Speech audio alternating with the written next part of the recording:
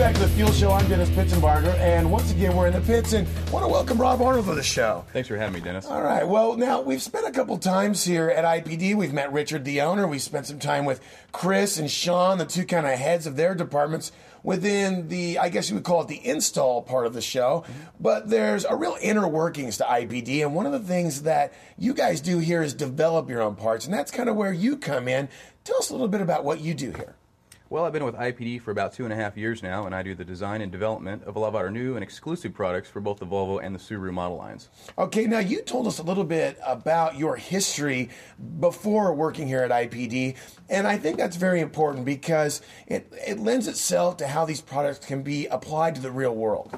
Well, I had really humble beginnings when I started out. Started out as a service tech in an independent shop, moved my way up through the dealerships and obtained master level training there, and was able to bring that training when I came here to IPD when they called me to help them design, develop, and do some research regarding what parts we thought would really do well in the Volvo and the Subaru market now. Yeah, and I think that really lends itself to kind of the conceptual side of a design studio, or in itself what's coming out of your mind, because to have an idea and then also apply it to the real world has a lot to do with how it actually works. And I think that kind of lends itself with all the training that you had.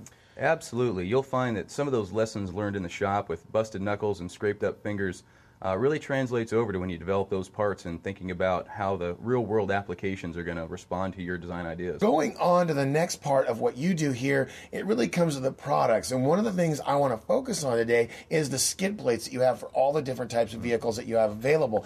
Tell us how you come about developing those skid plates for both Subarus and basically just about any product out there.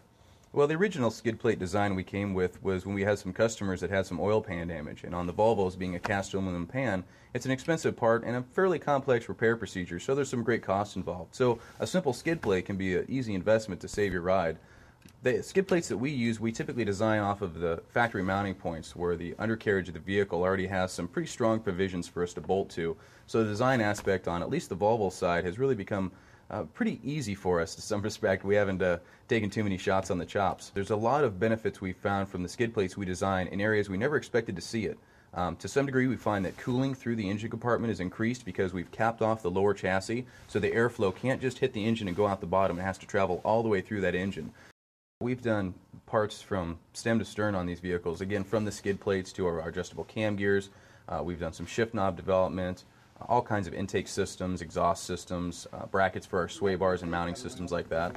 Now, what would you say is probably the most involved piece that you get into? Is it the internal pieces like those motor, like an adjustable cam gear, or is it really the idea of coming up with something that fits within the factory mounting bolts like we talked about with the skid plates? What's more involved, or what might be more exciting to you? Well, I always have fun with the performance side. I'm pretty much a performance geek, have been since I was big enough to pick up the wrenches. But I find myself really trying to get out of what I desire for myself personally and really focus on what is our customers looking for, what's going to service their needs, what are they going to be happy with. Yeah, and we talked about that off the air. You know, we can sit and, between the two of us, we could talk about fuel injection mapping and have the people would tune off the show just like that. I mean, it is more of that lifestyle thing. Now, do you do some of the design on the interior of the vehicles as well, like some of the internal pieces that you guys develop? We have done a little bit of design in-house for selected pieces of the car. Each piece is a little bit different. Some of it will go outside and we'll get input from other types of businesses that can help give us feelings on design styling, colors, textures, things like that. Yeah. Now, you talked a little bit about 3D mapping and 3D design as far as building, I guess what you would call a preliminary piece or maybe a prototype piece. You guys are using some real state-of-the-art technology. Tell us a little bit about that. Well, when we go into production, it's very expensive to make just a single piece to test. Manufacturers have to tool up, set up their machines, build this one piece, and then tear it all down to do another one. So to make a single unit can be very costly. So lately, in the last, probably say 5 years, we found that three-dimensional printing has come to be very cost-effective. And three-dimensional printing, for those that may not be familiar with it, lays down a layer of plastic one by one and builds up the piece until you have an actual three-dimensional mocked-up piece made of plastic that represents your design. Then you can take that, test it for spatial fit, make sure dimensioning tolerances are correct, that it'll bolt up, and all those types of things. And I think that kind of goes back to what we talked about what is a conceptual idea doesn't always fit when you go to the car. And, the thing that I kind of came up with in my mind is when you see that, I hate to be a movie geek, but if everybody's seen Face Off, when they build those little fake ears for those guys, it's almost like that. If you see that, that's about the only visual I can think of where you see the laser actually building it layer by layer. And it's really interesting to look at those pieces.